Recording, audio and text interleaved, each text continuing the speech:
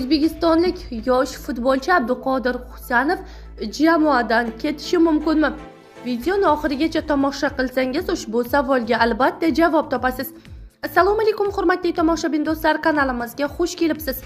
O'zbekistonda hamda jahonda sodir bo'layotgan eng tezkor va dolzarb mavzularni o'tkazib yubormaslik uchun kanalimizga obuna bo'lib, videoroliklarimiz davomida bor yo'g'i bir donadan like hamda podpisatsiya tugmachalarini bosib qoldirishni unutmang.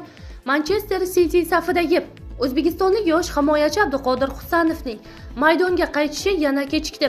Uni nafaqat o'z muxlislari, balki Josep Gvardiola boshchiligidagi murabbiylar shtabi ham orziqib kutmoqda deb xabar berdi.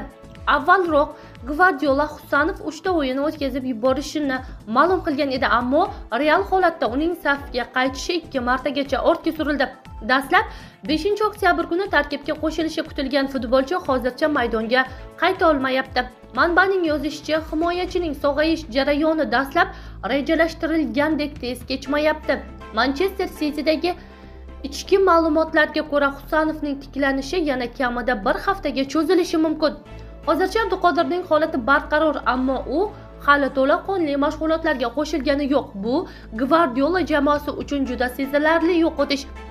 Chunki u himoya chizig'idagi eng iqtidorli o'yinchilardan biri deb yozadi jurnalist Freddi Pay.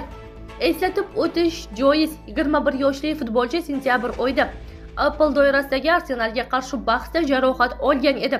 O'shandan beri u maydonga tushmagan, hatto yaqinda uning holati yaxshilangani haqida xabarlar tarqalgan bo'lsa-da, u hali ham tayyorgarlik jarayonini to'liq boshlamagan deyilgan xabarda.